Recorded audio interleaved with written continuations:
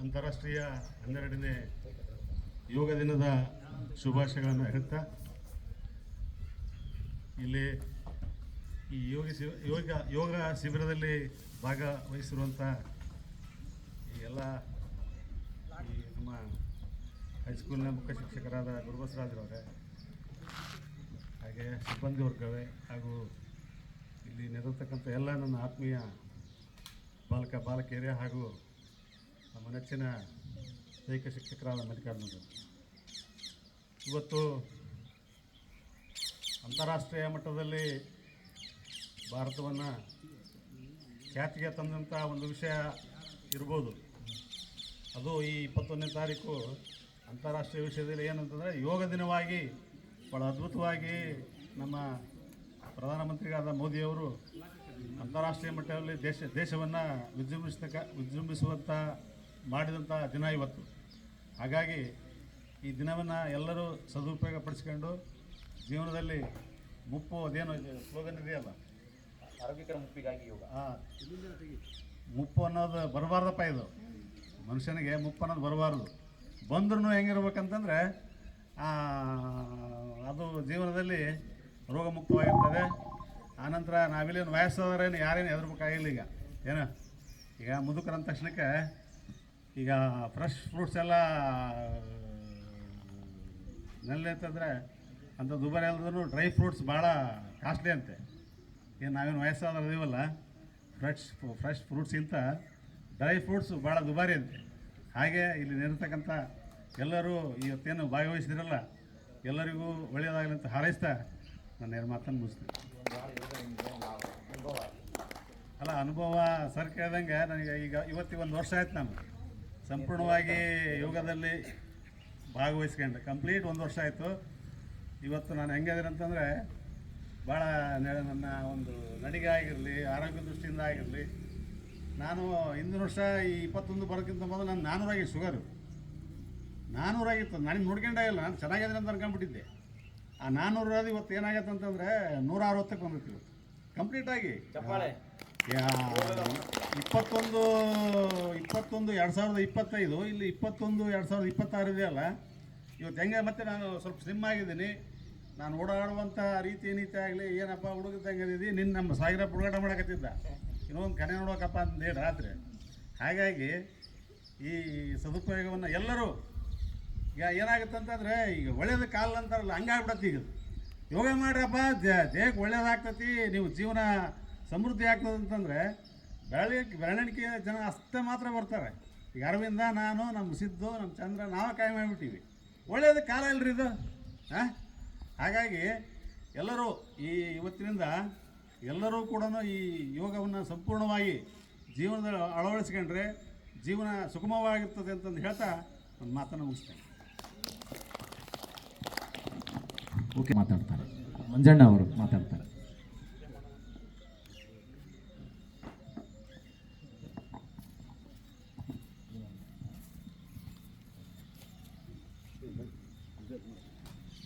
ಅಂತಾರಾಷ್ಟ್ರೀಯ 12ನೇ ಅಂತಾರಾಷ್ಟ್ರೀಯ ಯೋಗ ದಿನಾಚರಣೆಯ ಶುಭಾಶಯಗಳನ್ನ ಎಲ್ಲರಿಗೂ ಕೊಡ್ತಾ, ಈ ಯೋಗ ದಿನಾಚರಣೆಯನ್ನು ಈ ಮಾಡೋ ಉದ್ದೇಶ ಏನಪ್ಪ ಅಂದ್ರೆ ಎಲ್ಲರೂ ಆರೋಗ್ಯವಾಗಿರ್ಬೇಕನ್ನೋ ಒಂದು ಉದ್ದೇಶ. ಇಡೀ ದೇಶಾದ್ಯಂತ ಇರತಕ್ಕಂಥ ಇದು ಆಚರಣೆ. ಯೋಗ ಮಾಡೋದ್ರಿಂದ ಆರೋಗ್ಯ ಉತ್ತಮವಾಗಿರ್ತದೆ. ಹಾಗಾಗಿ ಯೋಗನ ಎಲ್ಲರೂ ಒಂದು ಜೀವನದಲ್ಲಿ ಅಳವಡಿಸ್ಕೊಳ್ಬೇಕು. ಈಗ ಊರಿನಲ್ಲಿ ಇರ್ತಕ್ಕಂಥ ಕೆಲವು ಯುವಕರು ಆಸಕ್ತಿದಾಯಕರು ಬಂದಿದ್ದಾರೆ. ಆಮೇಲೆ ಮೇನ್ ಅಂದರೆ ಶಾಲಾ ವಿದ್ಯಾರ್ಥಿಗಳು, ಯಾಕಂದರೆ ಮುಂದಿನ ಭವಿಷ್ಯ ರೂಪಿಸ್ಕೊಳ್ತಕ್ಕಂಥ ಅವರೇ. ಹಾಗಾಗಿ ಎಲ್ಲರೂ ಯೋಗನ ಒಂದು ಉತ್ತಮ ರೀತಿಯಲ್ಲಿ ಅಳವಡಿಸಿಕೊಂಡು ಆರೋಗ್ಯನ, ಈಗಿನ ದಿನಮಾನ ಹೇಗಾಗಿದೆಯಪ್ಪ ಅಂತಂದರೆ ಯಾಂತ್ರಿಕ ಜೀವನ ಆಗಿದೆ. ಏನು ಕೆಲಸ ಎದರಲ್ಲಿ ಪುರ್ಸತ್ತಿಲ್ಲ, ವಾಕ್ ಮಾಡೋದಿಲ್ಲ ಸರಿಯಾಗಿ. ಏನಪ್ಪ ಅಂದ್ರೆ ದಿನನಿತ್ಯದ ಕೆಲಸ ಪ್ರತಿಯೊಂದಕ್ಕೂ ಬೈಕ್ ಯೂಸ್ ಮಾಡೋದು, ವಾಕ್ ಮಾಡೋದಿಲ್ಲ. ಹಾಗಾಗಿ ಜೀವನ ಶೈಲಿ ಬರೀ ಎಲ್ಲ ಯಾಂತ್ರಿಕ ಜೀವನ ಆಗಿದೆ. ಈಗ ಇದನ್ನು ಬಿಟ್ಕೊಂಡು ದಿನ ಬೆಳಿಗ್ಗೆ ಯೋಗ ಮಾಡೋದ್ರಿಂದ ಹಲವಾರು ಕಾಯಿಲೆಗಳನ್ನು ದೂರ ಮಾಡ್ಕೋಬೋದು. ಈಗ ಮೇನ್ ಏನಂದ್ರೆ ಹೃದಯಾಘಾತ, ಆಮೇಲೆ ಇನ್ನು ಎಂತೆಂಥ ಮೇನ್ ಮಹಾನ್ ಕಾಯಿಲೆಗಳು ಬರ್ತಾವೆ. ಯೋಗ ನಿರಂತರ ಮಾಡಿದರೆ ಈ ಯಾವ ಕಾಯಿಲೆಗಳಿಂದನೂ ಎಲ್ಲವೂ ದೂರ ಇರಬಹುದು. ಅದೇ ರೀತಿ ಎಲ್ಲ ವಿದ್ಯಾರ್ಥಿಗಳು ಯೋಗನ ಅಳವಡಿಸ್ಕೊಳ್ರಿ, ಉತ್ತಮ ಜೀವನವನ್ನು ರೂಪಿಸ್ಕೊಳ್ಳಿ ಅಂತ ಹೇಳ್ತಾ, ಹಾಗೆಯೇ ಈ ಪ್ರತಿಯೊಂದು ಈ ಬ್ಯಾಡ್ ಕೊಲೆಸ್ಟ್ರಾಲ್ ಅಂತೇಳಿ ಎಲ್ಲ ಕ್ರಿಯೇಟ್ ಆಗುತ್ತೆ. ಈ ಯೋಗದಿಂದ ಪ್ರತಿಯೊಂದು ಆರೋಗ್ಯನ ಎಲ್ಲ ಆರ್ಗನ್ಗಳು ಚೆನ್ನಾಗಿ ವರ್ಕ್ ಮಾಡ್ತವೆ. ಈ ಅವಕಾಶ ಮಾಡಿಕೊಟ್ಟಿರ್ತಕ್ಕಂಥ ಎಲ್ಲರಿಗೂ ವಂದಿಸಿ ನಾನು 2 ಮಾತನ್ನು ಮುಗಿಸ್ತೀನಿ. ಓಕೆ, ಮುಂದಿನ ಹಂತದಲ್ಲಿ ಇನ್ನೋರ್ವ ಯೋಗ ಬಂಧುಗಳಾದ ಅರವಿಂದ್ರವರು ತಮ್ಮ ಅನಿಸಿಕೆಯನ್ನು ಪಡಿಸ್ಬೇಕಂತ ಕೇಳ್ಕೊಳ್ತೀನಿ.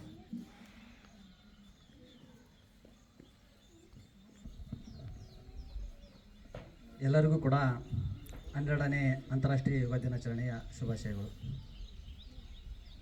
ಯೋಗ ಅನ್ನುವಂಥದ್ದು ಭಾರತೀಯ ಮೂಲದ್ದಾಗಿದ್ದು ಇದು ಪತಂಜಲಿ ಮಹರ್ಷಿಗಳ ಒಂದು ಅನುಭವದಿಂದ ಬಂದಂಥದ್ದಾಗಿರೋದ್ರಿಂದ ಯೋಗದ ಪಿತಾಮಹ ಪತಂಜಲಿ ಮಹರ್ಷಿಗಳು ಅಂತೇಳಿ ನಾವು ಕರಿತೇವೆ ಭಾರತದಲ್ಲಿ. ಇದನ್ನು ಮಾನ್ಯ ಪ್ರಧಾನಮಂತ್ರಿ ಆದಂಥ ನರೇಂದ್ರ ಮೋದಿಯವರು ಅಂತಾರಾಷ್ಟ್ರೀಯ ಮಟ್ಟಕ್ಕೆ ವ್ಯಾಪಿಸಬೇಕು ಅನ್ನುವಂತಹ ಉದ್ದೇಶದಿಂದ ವಿಶ್ವಸಂಸ್ಥೆಯಲ್ಲಿ ಇದನ್ನು ಅಂಗೀಕಾರಗೊಳಿಸಿ ಜೂನ್ 21 ಅಂತಾರಾಷ್ಟ್ರೀಯ ಯೋಗ ದಿನ ಅಂತ ಹೇಳಿ ಅಂತಾರಾಷ್ಟ್ರೀಯ ಮಟ್ಟದಲ್ಲಿ ಘೋಷಣೆ ಮಾಡಿರೋದ್ರಿಂದ ಇವತ್ತು ಇಡೀ ಜಗತ್ತಿನಾದ್ಯಂತ ಯೋಗ ದಿನಾಚರಣೆಯನ್ನು ಆಚರಣೆ ಮಾಡ್ತಾ ಇದ್ದಾರೆ. ಇದು ಭಾರತವು ಜಗತ್ತಿಗೆ ಕೊಡಮಾಡಿದಂತಹ ಏಕೈಕ ಅತ್ಯಂತ ಆರೋಗ್ಯಕರ ವ್ಯವಸ್ಥೆಗೆ ಕೊಡಮಾಡಿದಂತಹ ಒಂದು ಕೊಡುಗೆಯಾಗಿದೆ. ಇದನ್ನು ನಾವು ಭಾರತೀಯರು ಎಷ್ಟು ಮಟ್ಟಿಗೆ ಬಳಸ್ಕೊಳ್ತೀವಿ ಅನ್ನುವಂಥದ್ದು ಭಾಳ ಮುಖ್ಯ.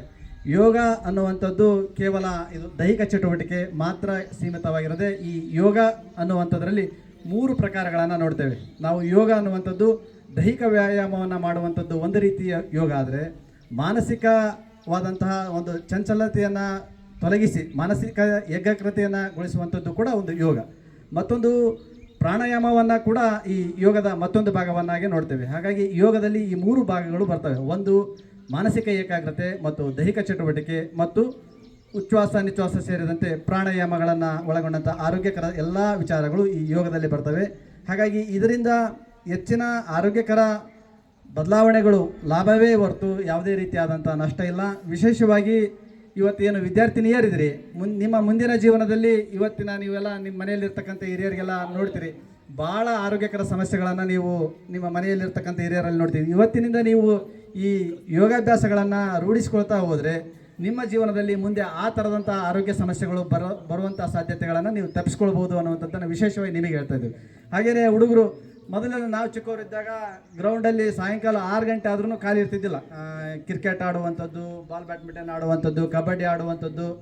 ಈಗ ಅದು ಯಾವುದೇ ರೀತಿಯಾದಂಥ ದೈಹಿಕ ಆ್ಯಕ್ಟಿವಿಟೀಸ್ಗಳು ಇಲ್ಲಿ ಕಾಣ್ತಾ ಇಲ್ಲ. ಎಲ್ಲ ಮೊಬೈಲ್ ಗೇಮಲ್ಲಿ ನಾವು ಕುತ್ಕೊಂಡು ಆಡ್ತಾ ಇರೋದ್ರಿಂದ ಆ ಥರದ ದೈಹಿಕ ಚಟುವಟಿಕೆ ಇಲ್ಲವಾಗಿರೋದ್ರಿಂದ, ಅಂದರೆ ನಾವು ಚಿಕ್ಕವರಿದ್ದಾಗ ಗೋಲಿ ಆಡುವಂಥದ್ದು, ಚಿನ್ನಿಕೋಲು ಆಡುವಂಥದ್ದು, ಅದು ಯಾವುದೇ ರೀತಿಯಾದಂಥ ಚಟುವಟಿಕೆ ಇಲ್ಲ. ಹಾಗಾಗಿ ನೀವು ಪ್ರತಿನಿತ್ಯ ಈ ಯೋಗಾಭ್ಯಾಸವನ್ನು ರೂಢಿಸ್ಕೊಳ್ಳೋದ್ರಿಂದ ಕನಿಷ್ಠ ಮಟ್ಟದ ಒಂದು ದೈಹಿಕ ಚಟುವಟಿಕೆಯನ್ನು ರೂಢಿಸ್ಕೊಳ್ಳಿಕ್ಕೆ ಸಾಧ್ಯ ಆಗ್ತದೆ. ಅದರಿಂದ ನಿಮ್ಮ ಉತ್ತಮವಾದಂಥ ಆರೋಗ್ಯವನ್ನು ಮಾಡ್ಕೊಳ್ಬೋದು ಅನ್ನುವಂಥದ್ದನ್ನು ಈ ಮೂಲಕ ಹೇಳಕ್ಕೆ ಇಷ್ಟಪಡ್ತೇನೆ.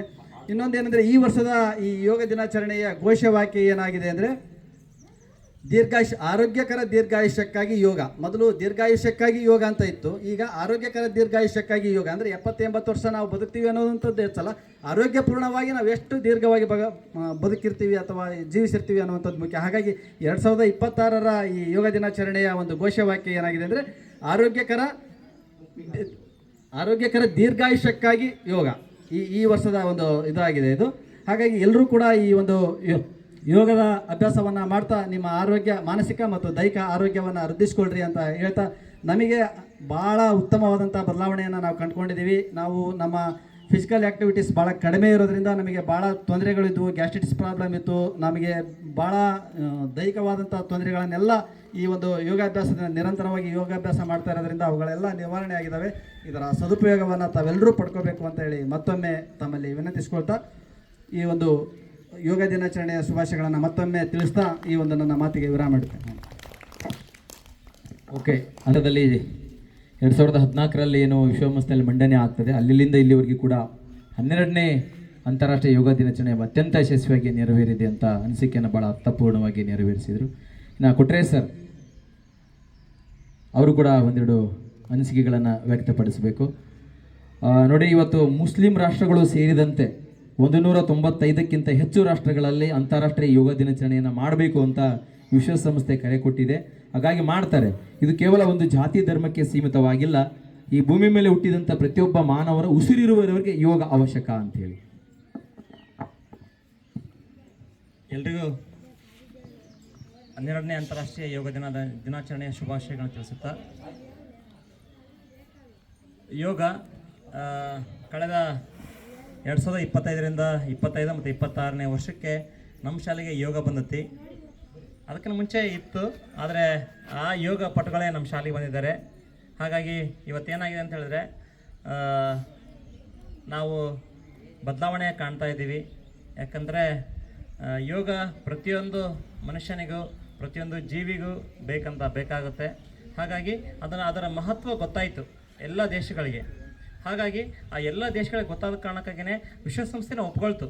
ಹೌದು, ಏನಂತ ಹೇಳಿದ್ರೆ ಯೋಗದಲ್ಲಿ ಅಂಥ ಮಹತ್ವದ ಬದಲಾವಣೆ ಇದೆ, ಆರೋಗ್ಯಕ್ಕೆ ಬೇಕೇ ಬೇಕು ಅಂತೇಳಿ ಗೊತ್ತಾಯಿತು.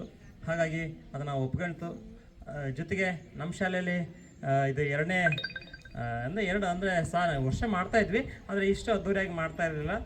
ನಮ್ಮ ಪಿ ಸರ್ ಇದ್ರು ಮಾಡ್ತಾಯಿದ್ರು. ಇದು ಎರಡನೇ ಅದ್ಧೂರಿಯಾದಂಥ ಕಾರ್ಯಕ್ರಮ. ತಾವೆಲ್ಲ ಭಾಗವಹಿಸಿದ್ರಿ.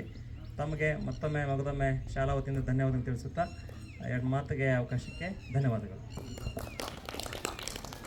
ಈಗ ಕಾರ್ಯಕ್ರಮದ ಮುಖ್ಯ ಹಂತ ನಮ್ಮ ಶಾಲೆಯ ಯೋಗ ಶಿಕ್ಷಕರು ಜೊತೆಗೆ ದೈಹಿಕ ಶಿಕ್ಷಣ ಶಿಕ್ಷಕರಾದಂಥ ಶ್ರೀ ಮಲ್ಲಿಕಾರ್ಜುನ್ ಸರ್ ಅವರಿಗೆ ನಮ್ಮ ಸೋಗಿ ಯೋಗ ಬಂಧುಗಳಿಂದ ಒಂದು ಸಣ್ಣದಂಥ ಸನ್ಮಾನ ಸ್ವೀಕರಿಸ್ಬೇಕಂತೇಳಿ ಸರ್ ಕೇಳ್ಕೊಳ್ತೀವಿ.